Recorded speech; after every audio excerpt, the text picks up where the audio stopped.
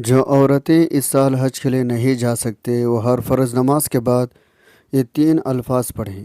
1825 حج کا ثواب ملے گا۔ یہ الفاظ نبی اکرم صلی اللہ علیہ وسلم کا عطا کردہ خاص تحفہ ہے۔ بسم اللہ الرحمن الرحیم۔ ناظرین اکرام، بیت اللہ شریف یعنی خانہ کعبہ کا طواف کرنا، مناسک حج ادا کرنا، شیطان کو کنکریاں مارنا اور نبی رحمت صلی اللہ علیہ وسلم کے روضہ اقدس پر کھڑے ہو کر آپ کو محبت عقیدت سے درود و سلام کے نذرانے پیش کرنا اور وہاں پر نماز ادا کرنا ہر مسلمان مرد عورت کا خواب ہے۔ پوری زندگی ہماری یہ خواہش رہتی ہے ہم بار بار مکہ مدینے کی حاضری کی شرف سے بہرہ مند ہوتے رہیں۔ جو حج کا فریضہ ادا نہیں کر سکتا تو اس کی دعا ہوتی ہے اللہ اسے اسی کی زندگی میں کم سے کم ایک بار یہ فریضہ ادا کرنے کی طاقت و ہمت عطا فرمائے، اور جو حج کا فریضہ ادا کر چکے ہیں تو ان کے دل دماغ میں گویا وہاں کے پاک فضائیں بس جاتی ہے اور ان کی یہ خواہش ہوتی ہے وہ بار بار ان پاکیزہ مقدس مقامات کی حاضری کرتے رہیں۔ لیکن اگر منظوری نہ ہو اور ایسے حالات نہ بن پائے، حج کا مقدس فریضہ انجام دے پائے، تو ایک مسلمان کو کسی بھی قسم کی کوئی پریشانی نہیں ہونی چاہیے، کیونکہ اللہ کے پیارے نبی صلی اللہ علیہ وسلم نے اپنی امت کو ایسے 3 الفاظ کا تحفہ عنایت فرمایا ہے۔ جو کوئی مرد عورت گھر بیٹھے بیٹھائے ہر فرض نماز کے بعد یہ 3 الفاظ پڑھ لے تو اسے 1825 حج کے برابر ثواب حاصل ہو جاتا ہے۔ نبی پاک صلی اللہ علیہ وسلم نے اپنی پیاری لخت جگر سیدہ کائنات خاتون جنت حضرت سیدہ فاطمہ رضی اللہ عنہا کو سکھایا اور ان کی توسط سے پورے کائنات میں قیامت تک آنے والے مسلمانوں کے لیے بیش بہا خزانہ بن گئے۔ یہ 3 الفاظ پڑھنے میں انتہائی آسان لیکن فضیلت میں انتہائی جامع وزنی الفاظ ہیں۔ ان الفاظ کو پڑھنے کا مکمل طریقہ بھی بتائیں گے اور ان کو پڑھنے سے کس طرح سے 1825 حج ادا کرنے کے برابر اجر ثواب حاصل ہوتا ہے یہ بھی بتائیں گے۔ نہایت ہی معمولاتی ویڈیو ہے، اس ویڈیو کو آخر تک ضرور دیکھ لیجیے گا۔ ناظرین اکرام، سیدہ کائنات خاتون جنت حضرت سیدہ فاطمہ زہرا رضی اللہ عنہا حضور صلی اللہ علیہ وسلم کی سب سے چھوٹی پیاری بیٹی اور تمام عورتوں کے سردار ہیں۔ پروردگار عالم نے اولاد رسول صلی اللہ علیہ وسلم کا سلسلہ آپ رضی اللہ تعالی عنہا سے جاری فرمایا۔ آپ رضی اللہ تعالی عنہا کی پرورش زمانہ نبوت کے انوار تجلیات میں ہوئی۔ آپ رضی اللہ تعالی عنہا کا مرتبہ تمام بنات رسول اللہ صلی اللہ علیہ وسلم میں ممتاز نمایاں ہے۔ عرب کے رواج کے مطابق نومولود بچوں کو پرورش کے لیے دائیا کی گود میں دے دیا جاتا تھا، لیکن آپ رضی اللہ تعالی عنہا سے بے پناہ محبت الفت کی بنا پر ام المؤمنین حضرت خدیجۃ الکبریٰ رضی اللہ تعالی عنہا نے انہیں کسی داعیہ کی سپرد کرنے کے بجائے خود اپنے گود میں رکھا اور اپنے دودھ پلا کر پرورش کیا۔ رسول اللہ صلی اللہ علیہ وسلم نے فرمایا اللہ رب العزت نے میری بیٹی کا نام فاطمہ رکھا تھا کہ قیامت کے دن اللہ رب العزت اس کو، اس کے اولاد کو اور اس کے چاہنے والوں کو دوزخ سے آزاد رکھے۔ زمانہ جہالت میں عربوں کے نزدیک بیٹی کو عزت و احترام کی نظر سے دیکھنا تو دور کی بات ہے، ان کے حقیر اور ننگ وعار ہونے کا تصور اس طرح معاشرے میں رائج تھا، وہ بیٹیوں کو زندہ درگور کر دیا کرتے تھے۔ ایک ایسے ماحول میں جناب سیدہ فاطمہ زہرا رضی اللہ عنہا خانہ نبوت رسالت کی زینت بنی اور اپنے نور وجود سے انہوں نے نہ صرف رسول اسلام صلی اللہ علیہ وسلم کا گھر بلکہ تاریخ بشریت کے بام و در روشن منور کر دیے۔ خداوند تبارک تعالیٰ نے آپ کی شان میں سورہ کوثر کو نازل کر دی۔ اے نبی، ہم نے آپ کو کوثر عطا کیا ہے۔ سورہ کوثر کے علاوہ جیسا کہ مفسرین مورخین نے لکھا ہے، سورہ نور کی 35ویں آیت بھی آپ کی شان میں نازل ہوئی ہے۔ ایک عورت کے لیے جتنے فضائل کمالات ضروری ہیں، جیسے انسانیت، عفت، پاک دامنی، کرامت، قدسات غیرہ کو شہزادے کائنات صلی اللہ علیہ وسلم نے اپنے کردار عمل کی شکل میں بالکل مجسم کر کے پیش کر دیا۔ اس کے علاوہ آپ رضی اللہ تعالی عنہ کی روشن ذکاوت، ذہانت، منفرد زیر کی فطانت اور وسیع علم اپنی جگہ پر ہیں۔ آپ کے اختیار کے لیے یہی کافی ہے۔ آپ رضی اللہ تعالی عنہ نے مدرسہ نبوت بیت رسالت صلی اللہ علیہ وسلم میں تربیت پائی اور اپنے والد گرامی سے وہ سب کچھ حاصل کر لیا جو ان پر رب العالمین کی جانب سے نازل کیا گیا تھا، اور اس میں کوئی شک نہیں ہے۔ آپ رضی اللہ تعالی عنہ اپنے والد گرامی کے گھر میں اس علمی دولت سے آراستہ مزین ہوئے جو کہ مکہ کی کسی عورت کو نصیب نہ ہو سکے۔ حضرت بی بی سیدہ فاطمہ کے مکرم اخلاق، فضائل، اوصاف، حضرت بی بی سیدہ فاطمہ رضی اللہ عنہ تمام مکارم اخلاق، فضائل، اوصاف سے متصف تھے۔ آپ رضی اللہ تعالی عنہ معین الطبی، سنجیدہ، باوقار، بہت زیادہ عبادت میں مشغول رہنے والے سخت مجاہدات کے عادی تھے۔ تقویٰ، پرہیزگاری میں یکتا، توکل، صبر، قناعت میں بے مثال، سخاوت میں مہربانی، وجود و عطا، لطف کرم میں بے نظریں، وسیع القلوب، کشادہ دست، غریبوں، محتاجوں، یتیموں، بیواؤں، مسکینوں، فقیروں، محتاجوں، ناداروں کی امداد فرمایا کرتے، شکر گزاری، اطاعت الہی میں منہمک، اور اپنے والد بزرگ سرکار دو عالم صلی اللہ علیہ وسلم کا بے حد ادب، احترام، تعظیم اور خیر کا آپ کا معمول تھا۔ ذات اطہر صلی اللہ علیہ وسلم پر جان نچھاور کیا کرتے۔ ام المؤمنین حضرت عائشہ صدیقہ رضی اللہ عنہ فرماتی ہے، انہوں نے نشست برخاست عادات و خصائل، طرز گفتگو اور لب لہجہ میں رسول اللہ صلی اللہ علیہ وسلم کے مشابہ حضرت سیدہ فاطمہ رضی اللہ عنہا سے بڑھ کر کسی کو نہیں دیکھا۔ جناب زہرا اللہ کے منوی و نسبی انفراداتی آپ رضی اللہ عنہا کی ذات مبارک، آپ رضی اللہ تعالی عنہ کا حسب نسب ہی نہیں بلکہ آپ رضی اللہ تعالی عنہ کے آل اولاد اور آپ رضی اللہ تعالی عنہ کی نسل بھی اسلام اور تاریخ اسلام کی شاندار ابواب اور عالم انسانیت پر قابل فخر، قابل ستائش ہیں۔ جناب زہرا رضی اللہ عنہ کی ارد گرد عظمتوں کا نورانی، ان کے معنوی نسبی انفرادیتی ظاہر کرتا ہے۔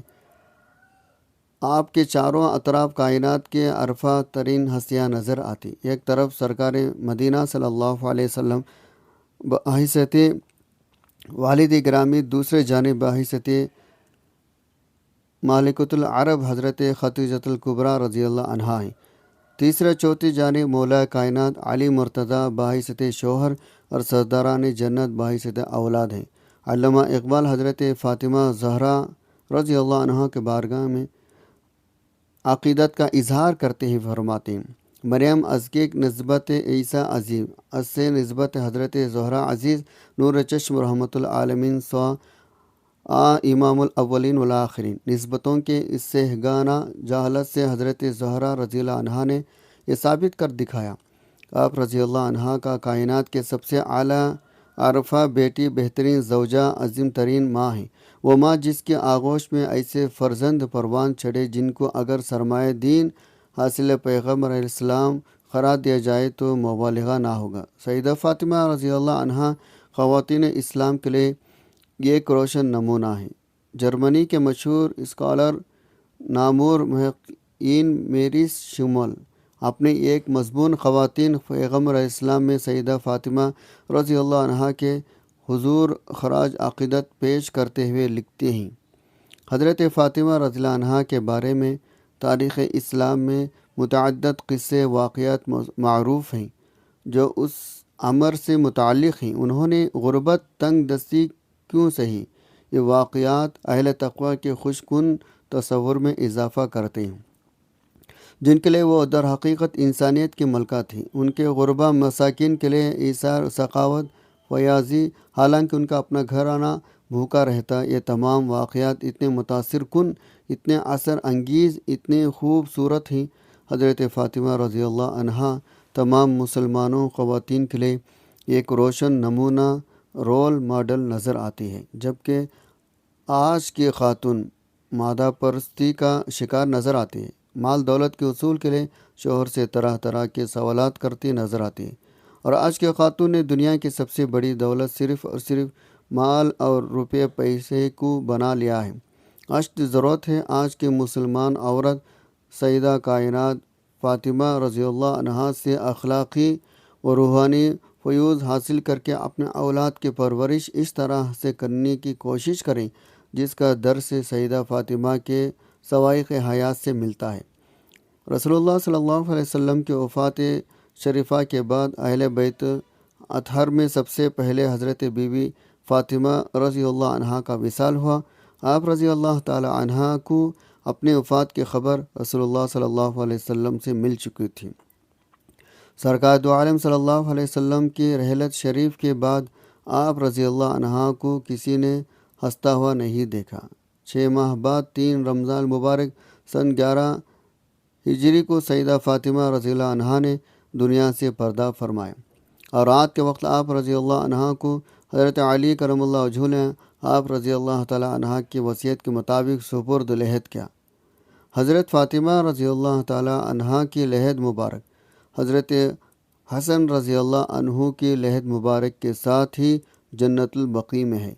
مدینہ منورہ کی تاریخی قبرستان جنت البقیع میں سیدہ فاطمہ رضی اللہ عنہا سے منسوب مزار پر صدیوں تک ایک شاندار عمارت قائم رہی۔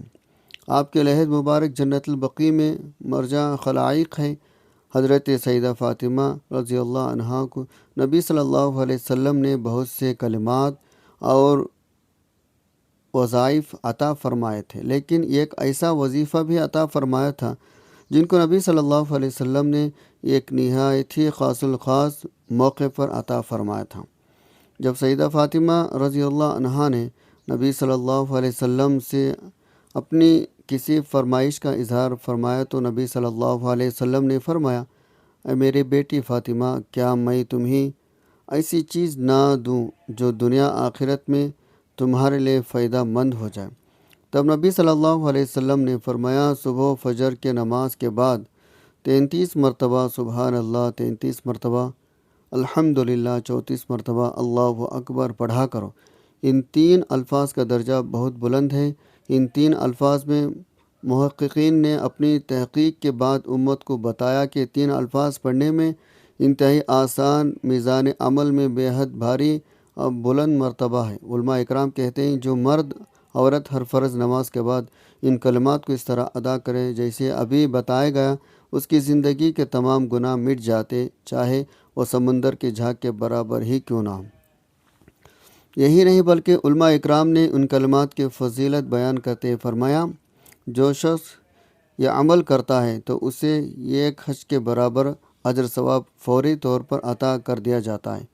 اس حساب سے ایک مسلمان مرد عورت ہر روز دن میں 5 فرض نمازوں کے ساتھ ان 3 الفاظ کو بتائے گئے طریقے کے مطابق پڑھ کر ہر روز 5 بار حج کا ثواب، ایک مہینے میں 125 جبکہ پورے سال میں 1825 حج کے برابر ثواب حاصل کر سکتے ہیں۔ یہی نہیں بلکہ حدیث مبارکہ میں ہے، جس نے فجر کی نماز جماعت سے ادا کی، پھر سورج طلوع ہونے تک اللہ کا ذکر کرتا رہا، پھر 2 رکعت نفل نمازیں پڑھی تو اسے ایک مکمل حج اور عمرہ کا ثواب ملتا ہے۔ جو شخص یہ عمل ہر روز کرتا ہے تو اسے ہر روز ایک حج کے حساب سے مہینے میں 30 جبکہ سال میں 365 حج کرنے کے برابر اجر ثواب حاصل ہوتا ہے۔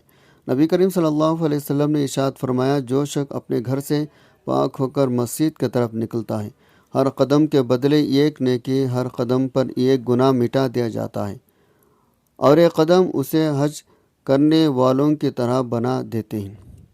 یہ عمل بھی ایک مسلمان مرد کو ایک سال میں 1825 حج کے برابر ثواب دلوا دیتا ہے۔ ایک مرتبہ ایک صحابی رضی اللہ عنہ نے نبی صلی اللہ علیہ وسلم سے حج کے خواہش کا ذکر کیا تو آپ صلی اللہ علیہ وسلم نے پوچھا، کیا تمہارے والدین زندہ ہیں؟ صحابی نے کہا، جی ہاں۔ نبی صلی اللہ علیہ وسلم نے فرمایا، تو ان کی خدمت کرو، یہی حج اور عمرہ اور جہاد ہے۔ قربان جائیں نبی صلی اللہ علیہ وسلم کو اپنی امت کے مفلس کا بے حد خیال تھا، لہٰذا آپ صلی اللہ علیہ وسلم نے فرمایا جو جمعہ کے دن اول وقت میں مسجد گیا وہ ایسے ہے جیسے اس نے ایک اونٹ قربان کیا، پھر جیسے دیر سے جائے گا ثواب کم ہوتا جائے گا۔ غرض جمعہ پڑھنے کے لیے جلدی مسجد میں جانے میں بھی اللہ کے نبی صلی اللہ علیہ وسلم نے قربانی کے سب سے بڑے جانور کو ذبح کرنے کے برابر اجر ثواب کی بشارت دی ہے۔ اللہ اکبر کبیرہ۔ ناظرین محترم، اللہ کے ذکر کو بالکل بھی ہلکا مت سمجھے۔ نبی صلی اللہ علیہ وسلم نے فرمایا قیامت والے دن ہر شخص حسرت کرے گا۔ صحابہ نے پوچھا یا رسول اللہ کیا جنتی بھی حسرت کریں گے؟ تو آپ نے فرمایا ہاں، جنتی بھی حسرت کریں گے۔ صحابہ نے پوچھا وہ حسرت کیا ہوگی؟ تو آپ صلی اللہ علیہ وسلم نے فرمایا قیامت کے روز جہنمی حسرت کریں گے، انہوں نے اللہ کے ذکر سے اپنے دلوں کو منور کیوں نہیں کیا اور جہنم سے چھٹکارا حاصل کیوں نہ کیا، جبکہ جنتی یہ حسرت کریں گے کاش انہوں نے اور زیادہ اللہ کا ذکر کیا ہوتا، ان کا مرتبہ آج اس مرتبے سے بھی زیادہ بلند برتر ہوتا۔ اللہ تعالیٰ کا ذکر ہی دلوں کو سکون اطمینان عطا کرتا ہے۔ نبی کریم صلی اللہ علیہ وسلم نے فرمایا افضل ذکر لا الہ الا اللہ، یعنی سب سے افضل ذکر کلمہ طیبہ کا ورد کرنا، جبکہ ایک دوسرے حدیث کے مطابق سب سے بہترین ذکر سبحان اللہ بحمدہ سبحان اللہ العظیم، جبکہ نبی کریم صلی اللہ علیہ وسلم معراج پر تشریف لے کر گئے تو حضرت ابراہیم علیہ السلام سے بھی ملاقات ہوئی، تو حضرت ابراہیم خلیل اللہ علیہ السلام نے فرمایا اے محمد صلی اللہ علیہ وسلم اپنی امت کو میرا سلام دیجیے گا اور انہیں کہنا جنت کی زمین بنجر ہے، جبکہ سبحان اللہ وبحمدہ سبحان اللہ العظیم اس زمین کا سبزہ ہے، یعنی جو شخص یہ چاہتا ہے اس کی جنت زیادہ سے زیادہ سرسبز شاداب ہو، اس میں زیادہ سے زیادہ اللہ کی نعمتیں اسے حاصل ہو، اسے چاہے ان کلمات کا ورد زیادہ سے زیادہ کریں۔ اللہ تعالیٰ سے دعا ہے نیکی کی بات کو سننے سمجھنے اور اس پر عمل کرنے کی طاقت توفیق و رحمت فرمائے۔ میرا سنانا آپ کا سننا اپنے بارگاہ میں قبول و منظور فرمائے، آمین یا رب العالمین۔ ناظرین اکرام، آخر میں درخواست ہے اللہ کا یہ خوبصورت نام نیچے کمنٹ باکس میں ضرور تحریر فرما دیجیے۔ جزاک اللہ خیراً کثیرا۔ اللہ ہم سب کا حامی و ناصر ہو، آمین۔ السلام علیکم ورحمۃ